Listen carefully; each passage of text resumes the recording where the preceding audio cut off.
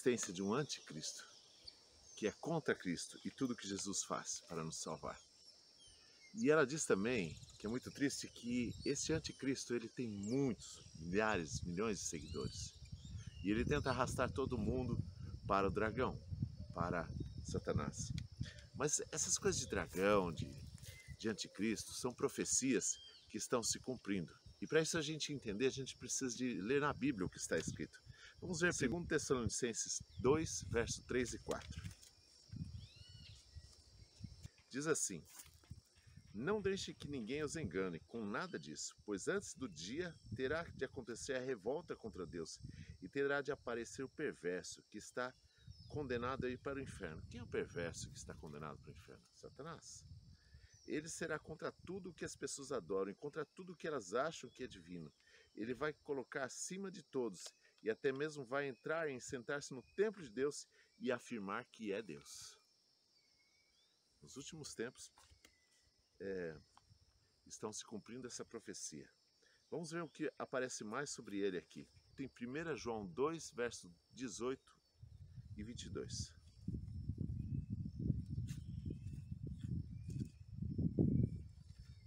Meus filhinhos, o fim está perto. Vocês ouviram dizer que o inimigo de Cristo vem, pois agora muitos inimigos de Cristo já têm aparecido, e por isso sabemos que o fim está chegando. Então, quem é mentiroso é aquele que diz que Jesus não é o Messias. Quem diz isso é inimigo de Cristo. Ele rejeita tanto o Pai como o Filho. Quem é esse inimigo de Cristo? Ou anticristo, que aparece em outras linguagens? Em outras linguagens aparece a besta. Quem é? Que ele não leva as pessoas a Jesus. Ele não leva Jesus como nosso Salvador, como aquele que está pronto para redimir dos nossos pecados. Ele não fala de Deus. Então, agora vamos ler em Apocalipse capítulo 13. Essa profecia fala sobre os dois monstros. É muito importante que você leia nas escrituras para que você possa entender. Às vezes você pode estar vendo pelas palavras das pessoas quem que é, mas é importante você mesmo entender o que a Bíblia tem a dizer. Depois eu vi um monstro que subia no mar. Ele tinha 10 chifres e 7 cabeças, uma coroa em cada um dos 10 chifres. E o nome dele era Blasfêmia, escrito nas cabeças. O monstro que vi parecia um leopardo, seus pés eram como o de um urso, e sua boca era como de um leão. E ao monstro, o dragão, deu poder, o seu trono e grande autoridade. Bom, esse monstro ele tem poder e grande autoridade. Ele é uma autoridade político-religiosa. Uma das cabeças do monstro parecia que tinha... Uma cabeça, as cabeças quer dizer assim, é um rei, o governante. Sempre que a Bíblia diz a cabeça do monstro, ou quando ele fala sobre profecias, ele fala sobre o imperador, o rei, ou sobre aquele poder, sobre aquela pessoa que está exercendo o poder. Uma das cabeças parecia que tinha recebido um golpe mortal, mas a ferida havia sarado. Esse poder que eu estou falando, em 1700, ele recebeu um golpe mortal. Lá, Napoleão perdeu ele e levou ele para a França. E lá parecia que ele não ia se levantar mais. Todos adoravam o dragão, porque ele tinha dado a sua autoridade ao monstro. Eles adoravam também o monstro, dizendo: quem é tão forte como o monstro? Quem pode lutar contra ele? Bom, mas ele diz assim: uma das cabeças que parecia ter sido mortal e ferida havia sarado. Então, essa prisão que ele teve, esse poder, ele foi sarado, foi curado. O mundo inteiro ficou admirado e seguiu. Quem é essa autoridade que é seguida pelo mundo inteiro? Bom, quem é tão forte como o monstro? Quem pode lutar contra ele? Foi permitido ao monstro se gabar da sua autoridade e dizer blasfêmias contra Deus, sabe? Esse poder, ele se diz que está no lugar de Deus e ele se assenta como se este fosse um Deus. E ele pede que as pessoas o adorem em vez de adorar a Deus. Por isso que ele se coloca no lugar de Deus. E ele se diz que tem poder para perdoar pecados. E por isso as pessoas confessam pecado para eles. Sabe, a gente deve confessar nossos pecados para Deus. Jesus disse que ninguém pode perdoar pecados senão Jesus. Só Ele que morreu por nossos pecados. Então esse poder que se coloca no lugar de Deus e que se diz que tem poder para perdoar pecados, ele é essa blasfêmia, esse anticristo. E ele recebeu autoridade para agir durante 42 meses. 42 meses nas profecias se cumpriu até o ano de 1776. Quando a gente fala meses da profecia, você multiplica por 30, dá 1260 dias. E esses dias são 1260 anos. Foi o tempo que ele teve para dominar o mundo.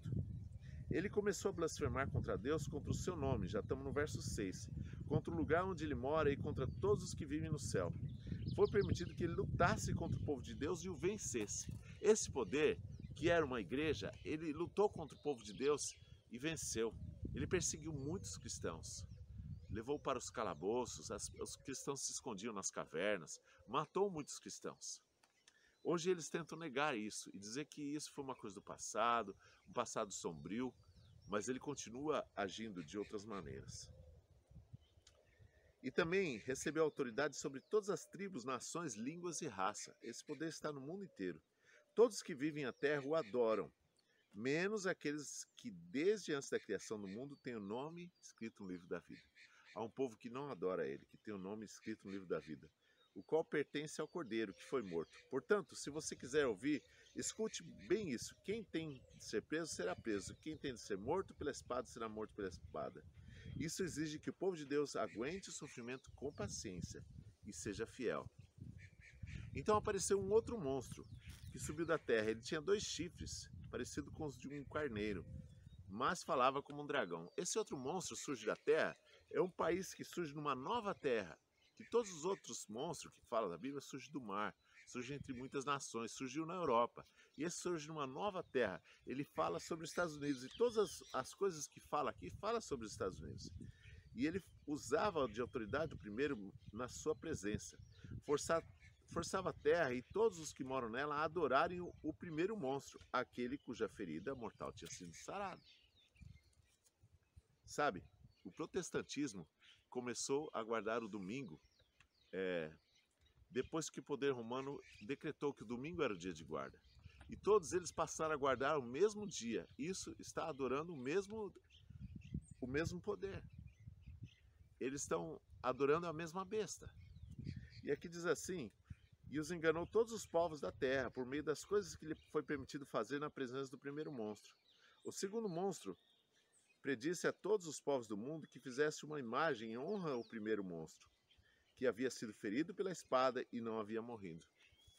E essa imagem que ele trouxe o espelho de um outro dia.